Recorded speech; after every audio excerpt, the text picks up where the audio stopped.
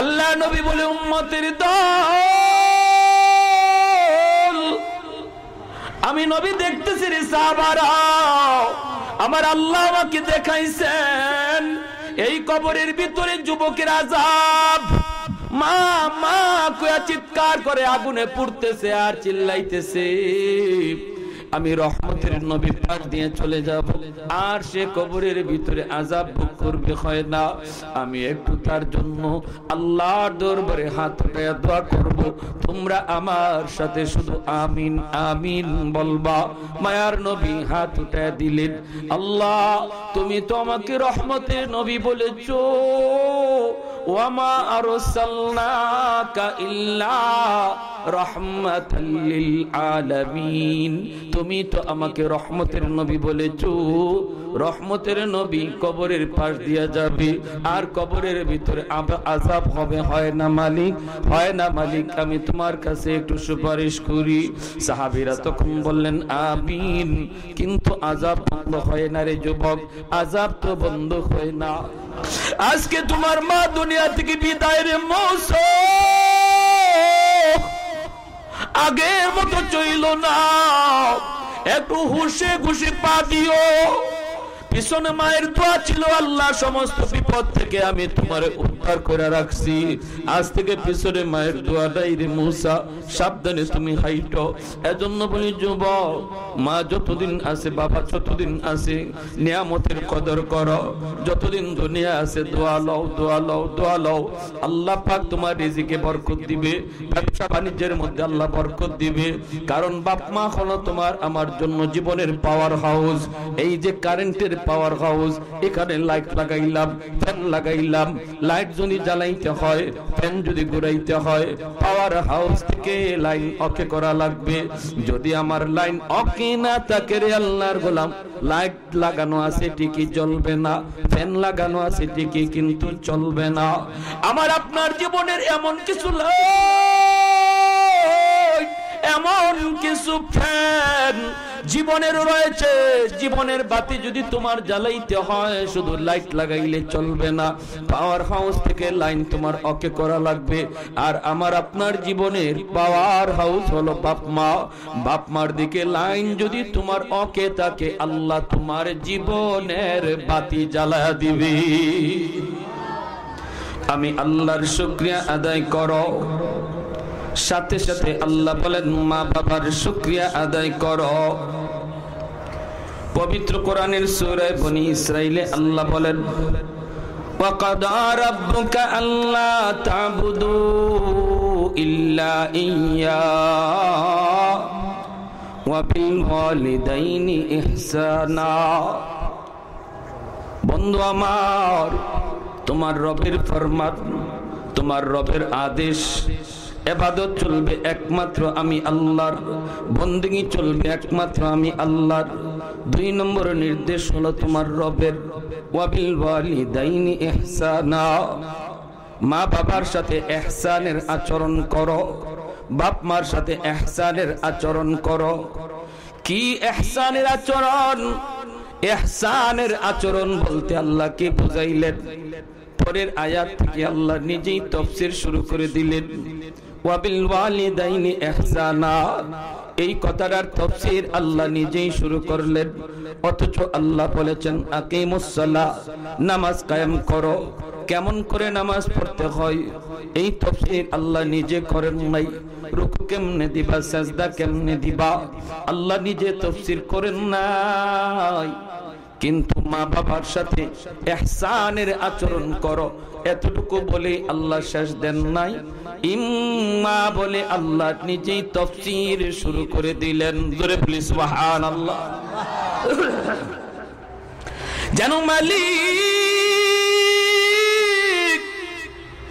তিনি বলতেছেন রে গোলাম, কেমন করে ভালো আচরণ করবা, কেমন করে বাপ মার সাথে ভালো আচরণ তুমি করবা, আমি আল্লাহ তোমাকে ব্যাখ্যা করে বুঝিয়ে দেই। ইম্মা ইয়াবলুগান্না ইনদাকাল কিবারা আহাদুহুমা আও কিলাহুমা ফালা তাকুল লাহুমা উফ ওয়ালা তানহারহুমা وقل لهما قولا كريما। সর্ববয়সী বাপ মার সাথে ভালো আচরণ, বিশেষ করে তোমাদের মা বাবা যখন বৃদ্ধ বয়সে উপনীত হয় রে গোলাম, তখন কিন্তু আলাদা নজর রাখো, বাপ মার দিকে আলাদা নজর রাখো। সাবধান, এমন কোন আচরণ তুমি কইরো না। আল্লাহ নিজে বলতেছেন, শোনো কেমনে ভালো আচরণ করবা। বৃদ্ধ বয়সে এমন কোন কথা কইও না, এমন কোন আচরণ কইরো না যেই কথায় যেই আচরণে মার মুখ থেকে বাবার মুখ থেকে উফ শব্দ বের হয়, অথবা তুমি এমন কোন আচরণ, তুমিও বাপ মার কথায় উফ আফ শব্দ বইল না, তুমিও মার কোন কথায় বাবার কোন কথায় আহ বইল না, উফ বইল না। ওয়ালা তানহারহুমা, ধমক দিয়ে কথা কইও না, কিরিমিরি খায়া কথা কইও না রে আল্লাহর গোলাম। বাপ মার সাথে ধমক দিয়ে কথা কইও না। দেখেন আমার মালিক কোরআনের মধ্যে নিজে তাফসীর করে ব্যাখ্যা দিয়া তিনি বুঝাইতেছেন, গুরুত্ব বোঝানোর জন্য আমি আল্লাহর হুকুম মানো, সাথে সাথে বাপ মার সেবা করো। এতে করে মুফাসসিরিনে কেরাম লিখছেন, নামাজ পড়া যেমন ফরজ, ঠিক তেমনি বাপ মার সেবা করো ফরজ। রোজা রাখা যেমন ফরজ, মা বাবার সেবা করাও তেমন ফরজ। কেউ যদি না করে ফরজ, তরকের কবিরা গুনাহ। আল্লাহর কাছে সন্তান কেমন দায়ী, কেমন যদি কেউ বাপ মার সাথে বেয়াদবি করে, আল্লাহ পাক রব্বুল আলামিন বলেন, বন্ধু তুমি জানিয়ে দাও, রাদার রাব্বি ফি রাদাল ওয়ালিদাইন ওয়া সাখাতুর রাব্বি ফি সাখাতিল ওয়ালিদাইন। যেই সন্তানের উপর তার বাপ মা রাজি থাকে, আমি আল্লাহ তার উপর রাজি।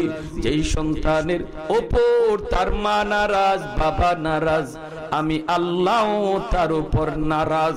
নামাজ পড়িরাও আল্লাহকে রাজি করানো যাবে না, হজ কইরাও আল্লাহকে রাজি করানো যাবে না। লক্ষ লক্ষ টাকা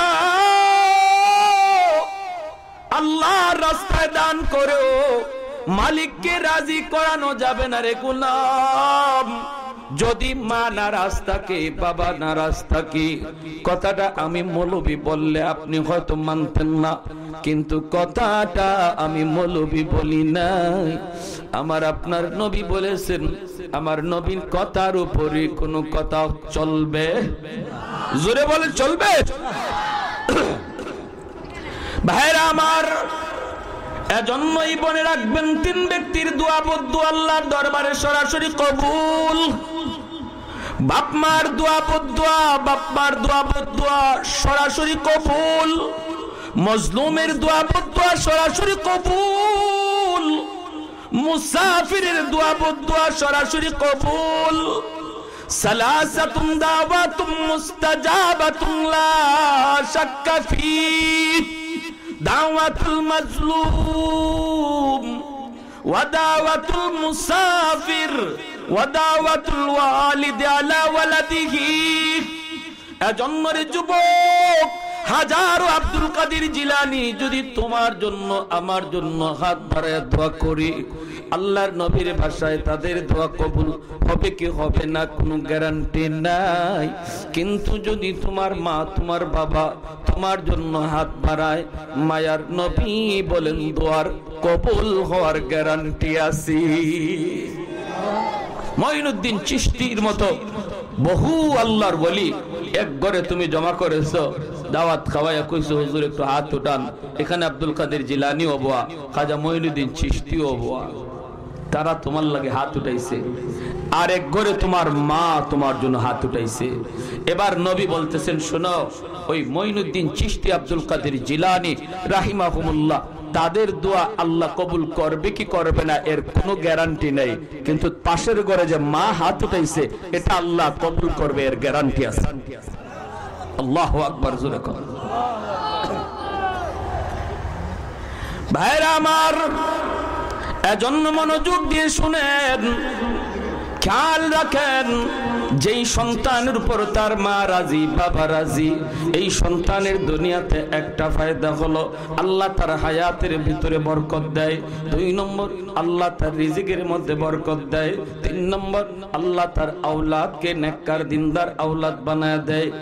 প্রথম নম্বর ছিল আল্লাহ তোমার হায়াতের ভিতরে বরকত দিবে।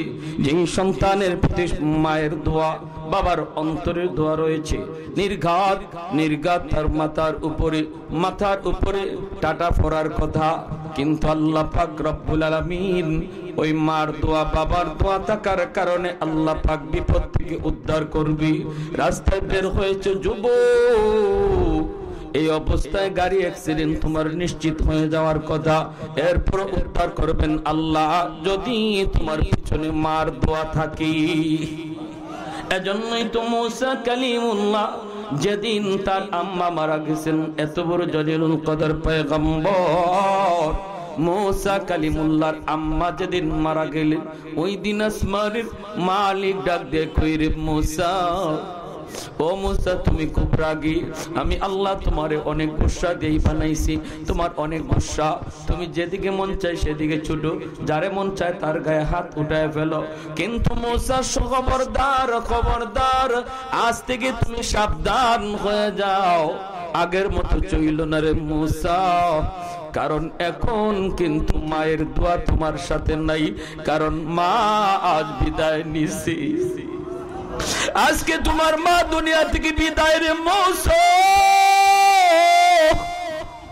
আগের মতো চইল না, একটু হুশে খুশি পা দিও।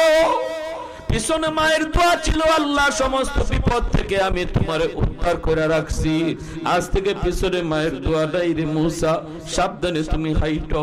এজন্য বলি যুবক, মা যতদিন আছে, বাবা যতদিন আছে, নিয়ামতের কদর করো, যতদিন দুনিয়া আছে দোয়া লও, দোয়া লও, দোয়া লও, আল্লাহ পাক তোমার রিজিকে বরকত দিবে, ব্যবসা বাণিজ্যের মধ্যে আল্লাহ বরকত দিবে।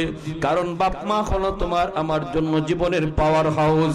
এই যে কারেন্টের পাওয়ার হাউস, এখানে লাইট লাগাইলাম, ফ্যান লাগাইলাম, লাইট যদি জ্বালাইতে হয়, ফ্যান যদি ঘুরাইতে হয়, পাওয়ার হাউস থেকে লাইন অকে করা লাগবে। যদি আমার লাইন অকে না থাকে রে আল্লাহর গোলাম, লাইট লাগানো আছে ঠিকই জ্বলবে না, ফ্যান লাগানো আছে ঠিকই কিন্তু চলবে না। আমার আপনার জীবনের এমন কিছু লাইট, এমন কিছু ফ্যান জীবনের রয়েছে, জীবনের বাতি যদি তোমার জ্বালাইতে হয় শুধু লাইট লাগাইলে চলবে না, পাওয়ার হাউস থেকে লাইন তোমার অকে করা লাগবে। আর আমার আপনার জীবনের পাওয়ার হাউস হলো বাপ মা। বাপ মার দিকে লাইন যদি তোমার অকে থাকে, আল্লাহ তোমার জীবনের বাতি জ্বালা দিবে। আর নতুবা তুমি লাইট লাগাইবা, ফ্যান লাগাইবা, ঘুরবে না। ব্যবসা তুমি দিবা, সফলতা দেখবা না। চাকরি তুমি করতেছো, প্রমোশন পাইবা না। লেখাপড়া করতেছো, ভালো রেজাল্ট মিলবে না। কারণ তোমার জীবনে তুমি বাতি লাগাইছো, ফ্যান লাগাইছো, কিন্তু জ্বালাইবার জন্য যে পাওয়ার হাউস থেকে লাইন ওকে করা লাগবে, এটা তুমি ভুইলা গেছো রে যুবক। এজন্য ফ্যান লাগানো আছে, বাল্ব লাগানো আছে, কিন্তু জীবনের বাতি তোমার জ্বলবে না। ভাইরা আমার, রহমতের নবী, মায়ার নবী, মদিনাতুল মুনাওয়ারা, মসজিদ নববী, জান্নাতুল বাকি, মদিনার কবর, ওই কবরের পাশ দিয়া নবী সাহাবায়ে কেরামদের লইয়া যান। আল্লাহ নবী অন্তর চোখ দিয়া দেখতে পেলেন কবরের ভিতরে একটা যুবক জাহান্নামের আগুনে জ্বলতেছে, আর মা মা মা কইয়া কান্দে। সাপের কামড় খায়, বিষাক্ত সাপের কামড়, কবরের ভিতরে কি পরিমাণ আযাব। আল্লাহর নবী বলেন, উম্মতের দল, কবরের আযাব আল্লাহ মানুষকে দেখায় না। যদি আল্লাহ মানুষকে দেখাইতো তাহলে মানুষ দুনিয়াদারি বন্ধ হয়ে যাইত, কেউ তো খানা খাইতে পারতো না। যদি দেখতো কবরের ভিতরে মায়ের আযাব, বাবার আযাব যদি সন্তান দেখতো তাহলে তার ঘুম হারাম হয়ে যাইত। কবরের আযাব যদি আল্লাহ মানুষের চোখে দেখাইতেন তাহলে বাড়িঘর কবরের পাশে বানানো দূরের কথা, কবর দেখা যায় এত দূরের ভিতরে কেউ বাড়ি বানাইতো না, কেউ কবরের পাশ দিয়ে দিনের বেলাও যাইতো না, রাতে যাওয়া দূরের কথা দিনের বেলাও কেউ কবরের পাশ দিয়ে যাইতো না। এজন্যই আল্লাহর নবী বলে দুনিয়ার নিজাম ঠিক রাখার জন্য আল্লাহ পাক কবরের আযাব মানুষকে দেখায় না, কিন্তু মাঝে মাঝে আল্লাহ পাক টের পাওয়ায় গরু ছাগল কিন্তু কবরের উপরে দাঁড়াইলে মাঝে মাঝে দৌড় দেয়। আল্লাহ নবী বলে উম্মতের দল, আমি নবী দেখতেছি রে সাহাবারা, আমার আল্লাহ আমাকে দেখাইছেন এই কবরের ভিতরে যুবকের আযাব। মা মা কইয়া চিৎকার করে আগুনে পুড়তেছে আর চিল্লাইতেছে। আমি রহমতের নবী পাক দিয়ে চলে যাব, আর সে কবরের ভিতরে আযাব ভোগ করবে হয় না। আমি একটু তার জন্য আল্লাহর দরবারে হাত উঠাইয়া দোয়া করব, তোমরা আমার সাথে শুধু আমিন আমিন বলবা।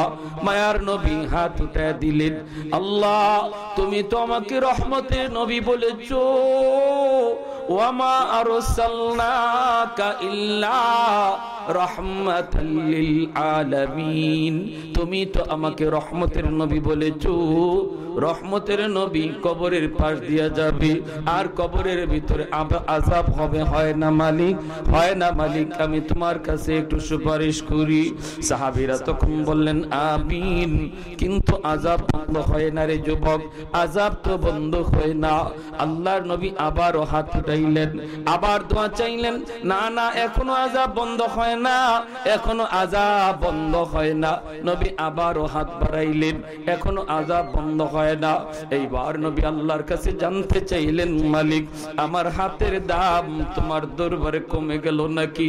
ও মালিক আমি তো হাত বাড়ায়া চাইতে দেরি, তুমি কবুল করতে দেরি হয় না। একবার নয় গো মালিক, পরপর 3 বার হাত বাড়াইলাম অথচ দোয়া কবুল হয় না। আমার হাতের দাম তোমার দরবারে কমে গেল নাকি গো মালিক?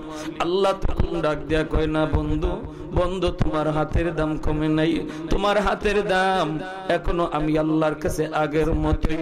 গন্ডগোল হলো অন্য জায়গায়, গন্ডগোল হলো অন্য জায়গায়। এই যুবকের মা এখনো দুনিয়ায় জীবিত, মার মনে অনেক ব্যথা, মার মনে অনেক ব্যথা, মার কলিজায় আঘাত দিয়েছে এই যুবক। মৃত্যুর সময় মা তারে মাপ দেয় নাই, মা তারে মাপ দেয় নাই।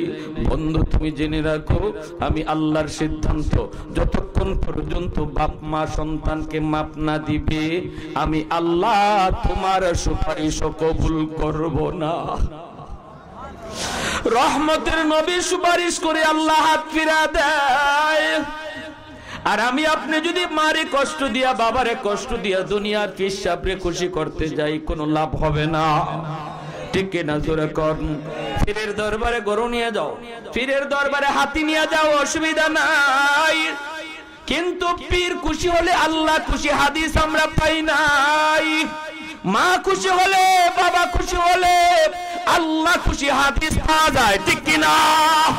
রিদার রাব্বি ফি রিদাল ওয়ালিদাইন ওয়া সাকাতুর রাব্বি ফি সাকাতিল ওয়ালিদাইন। শ্বশুর শাশুড়িরে খুশি করো, অসুবিধা নাই, কিন্তু শ্বশুর শাশুড়ি খুশি হলে আল্লাহ খুশি হাদিস পাই না। হাদিস পেয়েছি বাপ মা খুশি হলে আল্লাহ খুশি থাকে। জোরে কোন সুবহানাল্লাহ। বাপ মা খুশি থাকলে আল্লাহ খুশি থাকে রে যুবক। এজন্য দুনিয়ার মধ্যে তুমি কারে আগে খুশি রাখবা? কয় সবার আগে আমার আল্লাহ রে, তারপরে দুনিয়াতে বাপ মারে। হ্যাঁ, মানুষের মধ্যে বাপ মারে সবার আগে খুশি করো। বাপ মা খুশি, আল্লাহ খুশি। বাপ মা নারাজ, তামাম দুনিয়ার সব মানুষ তোমার উপরে রাজি, আল্লাহ নারাজ। দুনিয়ার সব মানুষ তোমারে ভালো কয়, মা বাবা তোমারে খারাপ কয়, নবীর হাদিসের ভাষায় আল্লাহ তোমারে খারাপ কয়, আল্লাহ তোমারে খারাপ কয়, মানুষ যতই তোমারে ভালো কোক। এজন্য বলি যুবক, তুমি মনে মনে ভাবতে পারো, মনে মনে প্রশ্ন করতে পারো, হুজুর যদি বাপ মা আমার সাথে ভালো আচরণ না করি, বাপ মা যদি আমার সাথে ভালো আচরণ না করি, তবুও কি আমি ভালো আচরণ করব? ইহসান শব্দের অর্থটা বুঝরে যুবক। তাফসীরের কিতাবের ভিতরে লিখেছেন, আল্লাহ যে বলেছেন ইহসানের আচরণ করো, ইহসান শব্দের অর্থের ভিতরে আল্লাহ এই প্রশ্নের জবাব আল্লাহ দিয়ে দিয়েছেন। ইহসান শব্দের অর্থই হলো বাপ মা তোমাকে কি দিল না দিল সেটা দেখার বিষয় নয়। তুমি যখন বাপ মার সাথে আচরণ করবা 100 ভালো আচরণ কইরো, এর নাম হলো ইহসান। নবী হুরায়রা রাদিয়াল্লাহু তাআলা আনহু قال من أصبح مطيعا لله في والديه أصبح له بابان مفتوحان من الجنة।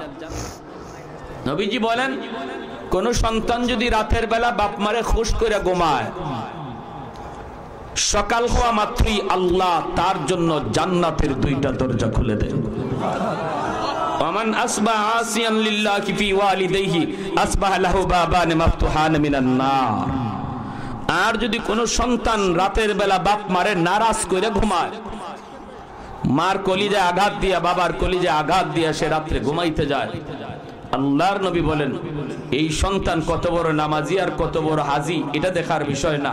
মায়ার নবী বলেন সকাল হওয়া মাত্রই তার জন্য জাহান্নামের 2টা দরজা আল্লাহ খুলে দেন। কিলা ইয়া রাসূলুল্লাহ, এরপরে কথাটা শুনেন। নবীজি যখন এই হাদিস সাহাবীদেরকে বলছেন, তখন একজন সাহাবী প্রশ্ন করলেন, ইয়া রাসূলুল্লাহ ওয়া ইন যালামা, যে কথাটা আমাদের মনের প্রশ্ন হয়তো অনেকেরই, ইয়া রাসূলুল্লাহ যদি বাপ মা সন্তানের উপরে জুলুম করে, তবুও কি সন্তান বাপ মার সাথে ভালো আচরণ করবে? যেমন আমি বুঝাই, হুজুর আমার বাপ মা আমারে ভালো জায়গা দিছে না, সম্পদ কম দিছে, আমার বাচ্চা কাচ্চারে বেশি মায়া করে না, আমার ভাইয়ের বাচ্চা কাচ্চারে বেশি মায়া করে, জমি জমা ভালো ভালো জমি আমার বাইরে দিয়া দিছে, আমারে কম দিছে। এই ধরনের অভিযোগ কম বেশি অনেকেরই আছে। হুজুর আমরা 4 ভাই, আব্বাই আম্মাই এক নজরে দেখে না, আমারে ভালো নজরে দেখে না, এই ধরনের অভিযোগ, তবুও কি আমি বাপ মার সাথে ভালো আচরণ করব? আল্লাহর নবী রহমতের নবীকে এই প্রশ্নটাই করেছিলেন সাহাবী। নবীজি জবাবে কি বলেছেন মনোযোগ দিয়ে শুনেন। আল্লাহর নবী বলেন ওয়া ইন যালামা ওয়া ইন যালামা ওয়া ইন যালামা, 3 বার নবী বলেছেন যদি বাপ মা জুলুমও করে 3 বার, তবুও সন্তান বাপ মার সাথে জুলুম করতে পারবে না, ভালো আচরণ করতে হবে। জোরে কোন সুবহানাল্লাহ। বলে তাহলে এই জুলুমের বিচার হবে না? হ্যাঁ অবশ্যই হবে। বাপ মা যদি জুলুম করে থাকে কোন সন্তানের উপরে, এর বিচার হবে আল্লাহর আদালতে। কিন্তু দুনিয়ার নিজাম, নবী বলছেন দুনিয়ার নিজাম হলো দুনিয়াতে সন্তান বাপ মার সাথে খারাপ আচরণ করতে পারবে না, শুধুমাত্র এজ এ আব্বা এজ এ আম্মা, শুধু আমার মা শুধু আমার বাবা, তার উসিলায় আল্লাহ আমারে দুনিয়া দেখাইছে, এতটুকু ঋণ শোধ করতে যায়া কোনদিন সন্তান বাপ মার সাথে খারাপ আচরণ করতে পারবে না।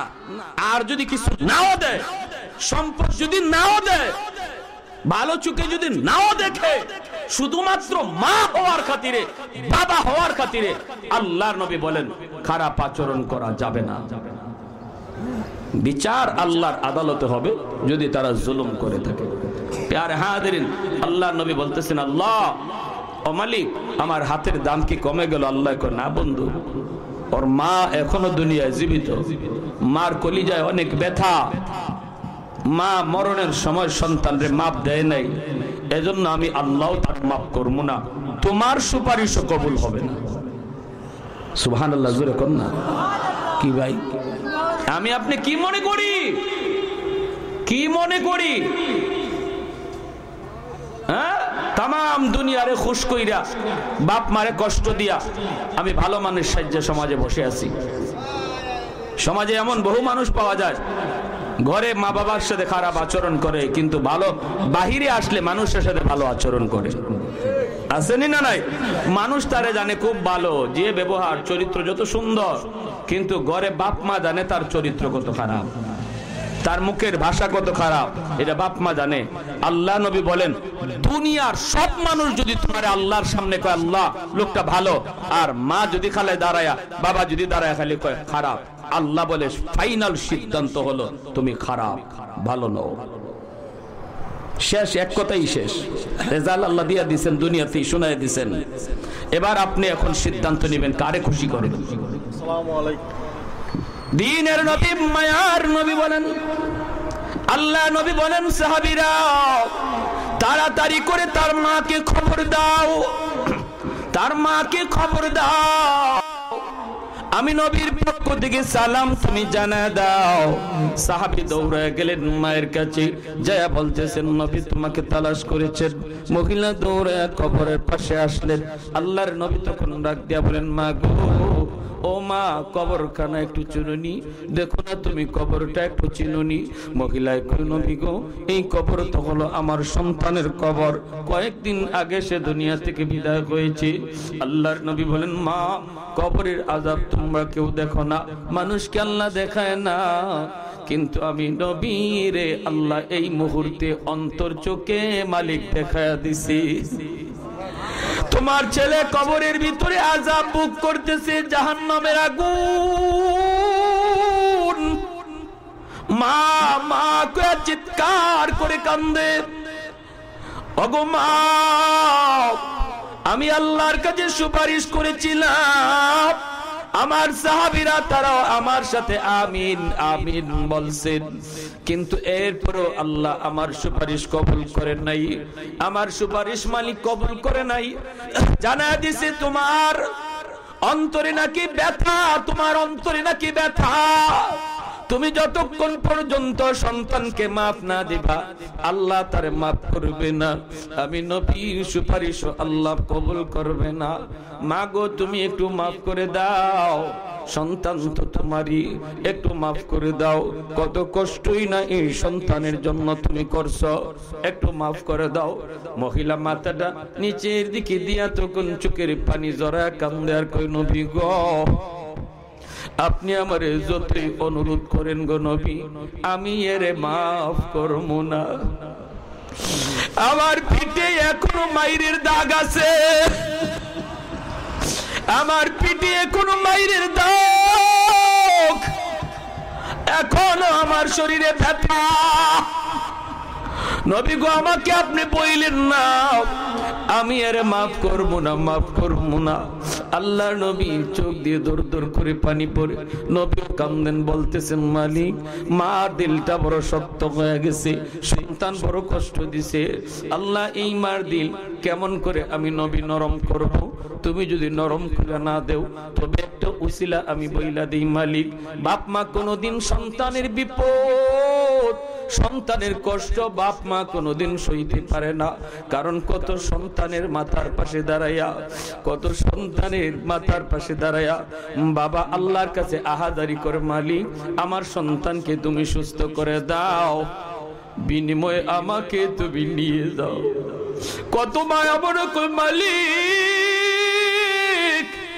আমার হায়াত আমার সন্তানকে দিয়ে দিলাম, ও আল্লাহ তোমার কাছে একটা আবদার, কবরের আযাবের দৃশ্য আমি নবীরে তুমি যেইভাবে দেখায়া দিছো এইভাবে তুমি তার মার একটু দেখায়া দাও। আল্লাহ তুমি এই সুপারিশটা কবুল করো, কারণ আমি নবী মনে মনে ভাবতেছি আশা রাখি মা যদি সন্তানের আগুনে পোড়ার দৃশ্য দেখে সাথে সাথে মার দিল নরম হয়ে যাবে। আল্লাহ কই বন্ধু তোমার এই সুপারিশ আমি আল্লাহ কবুল করলাম।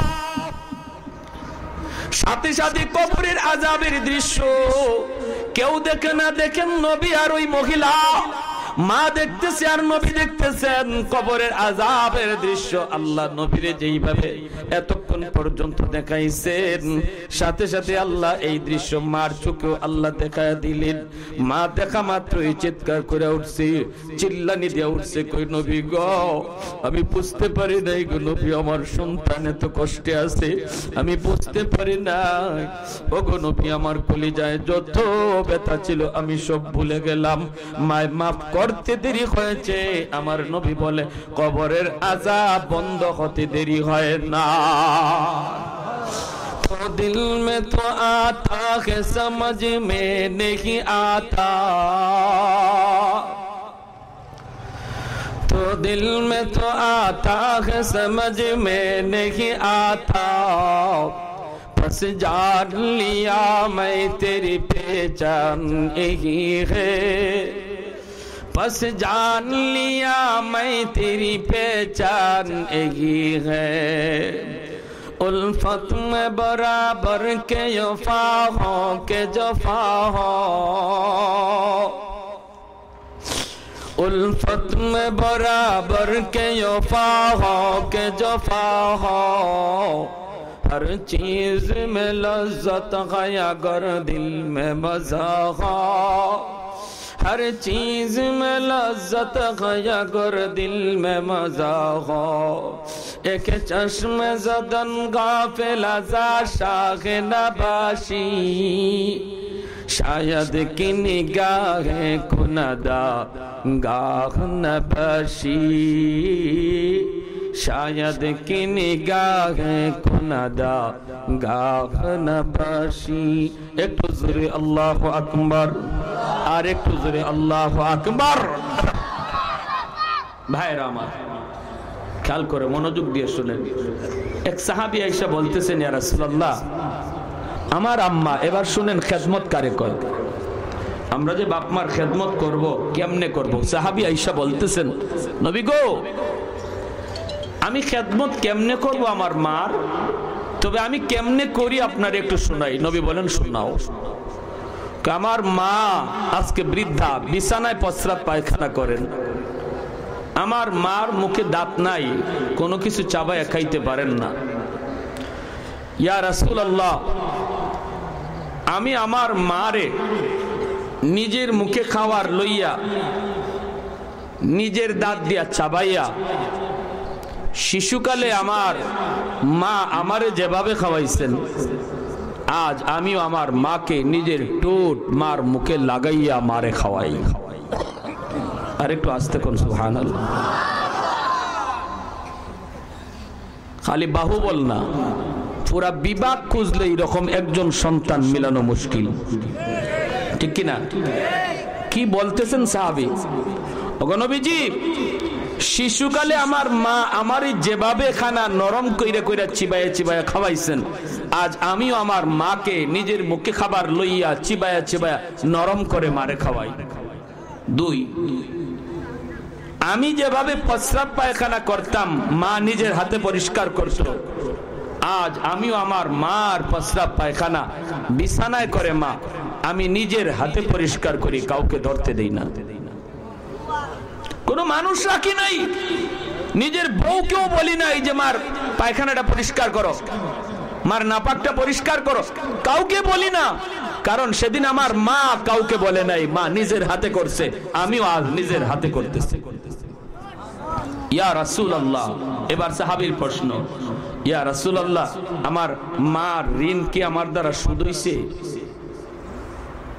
প্রশ্নটা বুঝছেন? যেভাবে শিশুকালে মা করছেন, বৃদ্ধ বয়সে আমি একই সিস্টেমে মার খেদমত করতেছি, সেবা করতেছি, আমার কি ঋণ শোধ হইছে? সমান সমান হইছে? দ্বীনের নবী, মায়ার নবী ডাক দিয়া বলেন, সাহাবী শুনো, না না না, কোনদিন ঋণ শোধ হয় নাই, হবেও না, সমান সমান হতেই পারে না। দেখতে যদিও খেদমত সমান সমান, কিন্তু আকাশ জমিন তফাৎ। সাহাবী বলেন, নবী গো কেমনে তফাৎ? কিছুই বুঝি নাই। আল্লাহর নবী বলেন, আমি তোমার একটু বুঝায় দেই, তাহলে তুমি বুঝো। সেই দিন তোমার মা তোমাকে যখন তুলায় তুলায় খাওয়াইতো, তোমার প্রস্রাব পায়খানা নিজের হাতে পরিষ্কার করত, ওই দিন কিন্তু তোমার মার দিলের মধ্যে নিয়ত ছিল একটা। কি ছিল তোমার মার দিলের মধ্যে? দিলের ভিতরে নিয়ত নিয়ত ছিল মালিক আমার সন্তানকে তুমি লম্বা হায়াত দাও, আল্লাহ আমার মানিককে তুমি লম্বা হায়াত দাও, আল্লাহ আমার মানিককে তুমি ওলি বানাও, তুমি বাদশা বানাও, 1000 বছর হায়াত দাও। এই ছিল তোমার মার অন্তরে দোয়া, লম্বা লম্বা হায়াতের দোয়া ছিল। কিন্তু আজ তুমি যে মায়ের খেদমত করো, তোমার অন্তরে কিন্তু মার 100 বছরের হায়াতের দোয়া নাই। তোমার অন্তরে হলো মা বিদ্যা হয়ে গেছে, কোন দিন জানি মা দুনিয়া থেকে বিদায় হয়ে যায়। খেদমত আর কতদিনই বা করা লাগবে, কখন জানি মা দুনিয়া থেকে বিদায় হয়ে যায়। অতএব ওই দিন ছিল মার দিলে লম্বা হায়াতের, আর আজকে তোমার দিলে হলো বাপ মা কোন দিন বিদায় নিয়ে যাবে। অতএব দুই খেদমতের মধ্যে আকাশ জমিন তফাৎ। জোরে কোন সুবহানাল্লাহ। ভাইরা আমার, এরে যুবক, এজন্যই আল্লাহ কয় বান্দা শুন, তুই যখনই মার জন্য বাবার জন্য দোয়া করবি, কি দোয়া করবি আমি আল্লাহ তোর শিখায় দেই। তুই যখন দোয়া করবি আমি আল্লাহর কাছে তোর মার জন্য বাবার জন্য কেমনে দোয়া করবি আমি শিখাই। আল্লাহ শিখাই দিয়েছে পবিত্র কোরআনের সূরা বনি ইসরাইল, রাব্বির হামহুমা কামা রাব্বায়ানি সগীরা। আমার সাথে সবাই পড়েন, রাব্বির হামহুমা কামা রাব্বায়ানি সগীরা।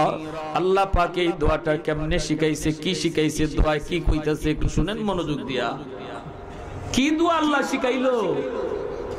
আল্লাহ কি দোয়া শিখাইলো? আল্লাহ কয় বান্দা তুই যখনই দোয়া করবে কইবে রব্বির হামহুমা, আল্লাহ তুমি আমার আম্মা আব্বার উপর রহম করো, দয়া করো, মায়া করো, কামা রাব্বায়ানি সগীরা। ওই যে শিশুকালে আমার মা আমার বাবা আমাকে যেইভাবে মায়া করছেন, আমাকে যেইভাবে সেবা দিছেন, আমাকে যেইভাবে আদর করেছেন, আল্লাহ তুমি আমার মা বাবারে ওই রকম আদর করো, মায়া করো। আল্লাহ কয় বান্দা তুই জানোস না শিশুকালে তোর মা তোরে কি পরিমাণ মায়া করছে, কি পরিমাণ আদর করছে তোমার বাবা, কারণ তুমি বুঝো নাই, তখন তুমি ছিলে ছোট্ট বালক, তুমি ছিলে দুধের শিশু, বোঝার কোথাও না। আমি আল্লাহ দেখছি কত রাত তোমার মা তোমার মাথার পাশে দাঁড়ায়া দাঁড়ায়া পাহারা দিছে। আমি আল্লাহ দেখছি বাবার গায়ে অসুখ, বাবার গায়ে রোগ, টাকা পকেটে কম, বাজারে গেছে নিজের জন্য ওষুধ কিনে নাই, তোমার জন্য ওষুধ নিয়ে বাড়িতে আইছে। আমি আল্লাহ দেখছি ঈদের দিনে কত বাবা নিজে নতুন কাপড় কিনে নাই, তোমার জন্য বাবা নতুন কাপড় কিনা তোমাকে ঈদগাহে নিয়ে রওনা দিছে। ওই দিন তোমার নতুন কাপড় দেখা মার মুখে হাসি ছিল, বাবার মুখে হাসি ছিল, অথচ তাদের গায়ে পুরাতন কাপড়। অভাবের কারণে বাবা নতুন কাপড় কিনতে পারেন নাই, অভাবের কারণে মা নতুন শাড়ি কিনতে পারেন নাই, কিন্তু ধার করে হলো তোমার জন্য নতুন কাপড় কিনে আনছে। ওরে বান্দা শোন, বাবার জন্য মায়ের জন্য যখন দোয়া চাইবি, তখন আমি আল্লাহর কাছে তোর শিশুকালের কথাটা উল্লেখ করে দোয়া চাইস। তুই বলবি মালিক শিশুকালে আমার বাপ মা যেইভাবে আদর করছেন, আজ তুমি আমার মা বাবাকে ওইভাবে আদর করো। আল্লাহ যদি শিখায় দেয় এভাবে দোয়া করো, তাহলে বোঝা যায় এভাবে চাইলে দোয়া আল্লাহ কবুল করবে। ফ্যাক্টরির মালিক যদি কয় চাকরি যা তারা নিতে আইছো, তোমরা তো সবাই চাকরির দরখাস্ত আমার কাছে দিবা, আমি মালিক যে দরখাস্তটা কবুল করব, গ্রহণ করব, তারই চাকরি হবে। এই জায়গায় মালিকে একজনকে ডাক দিয়া কয় আমি এইদিকে আও, তুমি এইদিকে আও, তুমি কেন লাগে আইছো? কয় স্যার আমিও তো চাকরি লাগিয়ে আইছি, কি করবা? কয় দরখাস্ত লেখো আপনার বরাবরে। মালিক কত শোনো, হেরারে শোনায় না, আমি তোমারে শিখাই দিতেছি আমার কাছে কেমনে দরখাস্ত লিখবা, এমনে এমনে লেখো, এই কও, এভাবে এইভাবে লেখো। এভাবে কইয়া যদি মালিকে দরখাস্ত শিখাইয়া দেয়, তাহলে বোঝা গেল আর কেউ চাকরি হোক না হোক একটা 100% হইব। ঠিক কি না? আল্লাহ কয় এ বান্দা বাপ মার লাগি কেমনে দোয়া চাইবে? নিজের বুদ্ধি দিয়া না, নিজের বিবেক দিয়া না, চাইবে তো আমি আল্লাহর কাছে। নে আমি আল্লাহ তোরে শিখাই দিই কেমনে চাইতে। তুই ক আল্লাহ শিশুকালে আমার আব্বায় আমার আম্মায় যেভাবে মায়া করছে তুমি এবার মায়া কইরো, আমি আল্লাহ কবুল করে নিব। সুবহানাল্লাহ, সুবহানাল্লাহ। ভাইরা আমার, এজন্য মনোযোগ আমার দিকে একটু খেয়াল করে শুনুন। একটা বাস্তব ঘটনা বলি, বাস্তব ঘটনা। মা বাবারে কষ্ট দিছে, মার কলিজা আঘাত দিছে, মায় বদদুয়া দিছে, আল্লাহ দরবারে সরাসরি কবুল কেমনে হইছে? কেমনে? করাচির হযরত হাকিম আক্তার সাহেব রাহিমাহুল্লাহ দুনিয়া নাই। আল্লাহর ওলি তিনি বলেন, আমি করাচির মসজিদে নামাজ পড়লাম, দেখতে পেলাম একটা যুবক বড় সুন্দর করে নামাজ পড়লো, ডান হাতটা কাপড় দিয়ে পেঁচানো। আমি বলতেছি, রে যুবক কেমন করে তুমি নামাজ পড়লা? এত সুন্দর নামাজ, কিন্তু ডান হাত তোমার কাপড় দিয়ে পেঁচানো কেন? কি হয়েছে তোমার হাতে? এ যুবক একটু বলো। যুবক বলতেছে, আল্লাহর ওলি আমার হাতের মধ্যে পচন শুরু হয়েছে, দুর্গন্ধ বের হয়, যদি কাপড় দিয়ে পেঁচায় না রাখি মসজিদের ভিতরে কেউ নামাজ পড়তে পারবে না, এজন্য আমি কাপড় দিয়ে পেঁচায় রাখছি।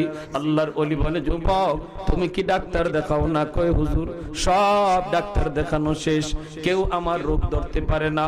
আমি কিন্তু আমার রোগ ধরে ফেলেছি, আমি আমার রোগ ধরে ফেলেছি। আমার রোগ হলো আসমানে, চিকিৎসা চলছে জমিনে। আগুন লাগছে শেরপুর, পানি দেওয়া হয় ফরিদপুর, জীবনে কোনোদিন আগুন নিভবে না। আমার ঔষধ, আমার রোগটা কোথায়? আমি ধরে ফেলেছি।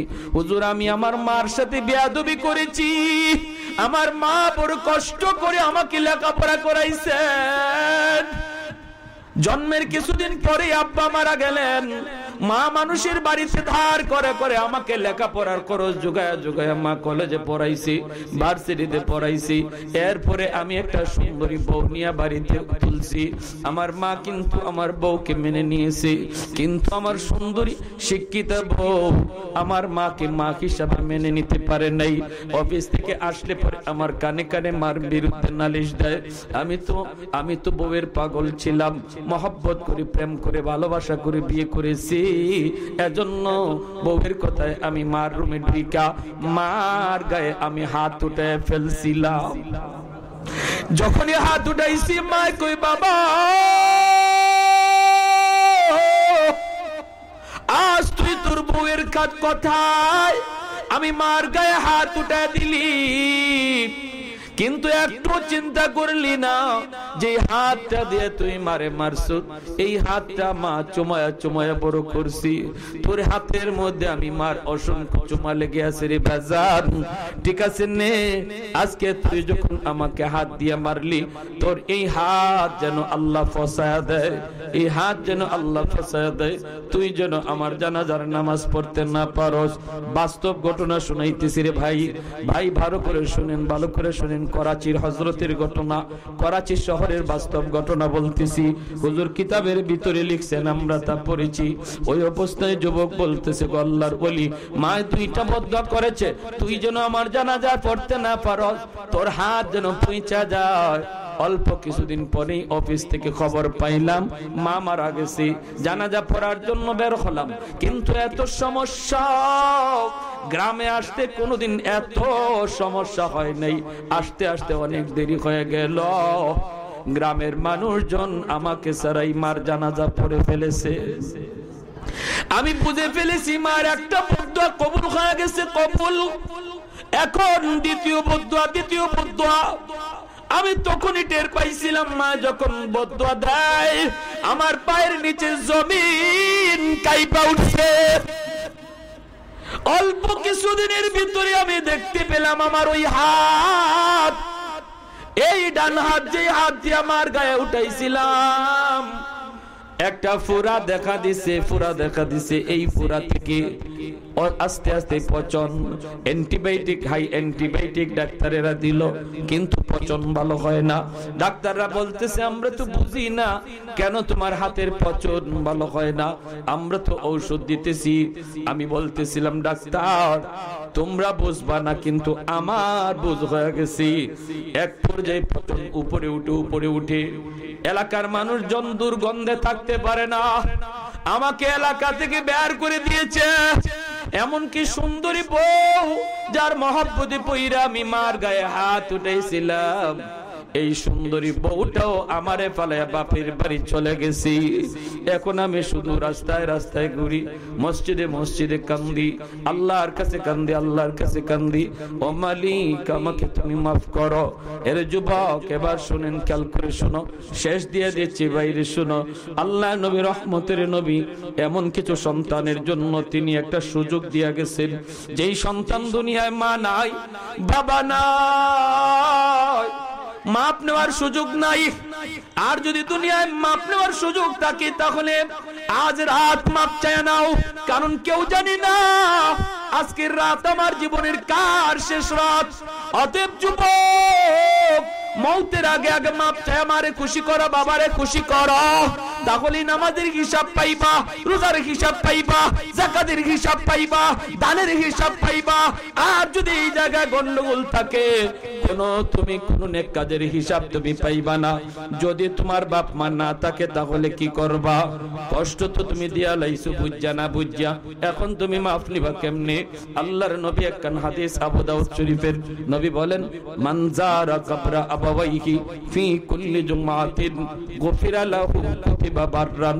আল্লাহর নবী বলেন, যদি সন্তান জুম্মার দিন জুম্মার নামাজ পড়া বাপ মার কবর জিয়ারত করতে যায়, প্রতি জুম্মায় যদি সন্তান বাপ মার কবর জিয়ারত করতে যায়, এই সন্তান যদি ভুলে বাপ মারে কষ্ট দিয়া থাকে অথবা বুঝা কষ্ট দিয়া থাকে, এই জিয়ারতের খাতিরে আল্লাহ তারে মাফ কইরা বাধ্য সন্তানের তালিকাভুক্ত বানায় দেয়। জুম্মার দিন বাপ মার কবর জিয়ারত খুব কঠিন কাজ না সহজ? আর একটু জোরে, কঠিন না সহজ? পাঁচ ওয়াক্ত নামাজ চাইরা না পইরা, জোরে কন।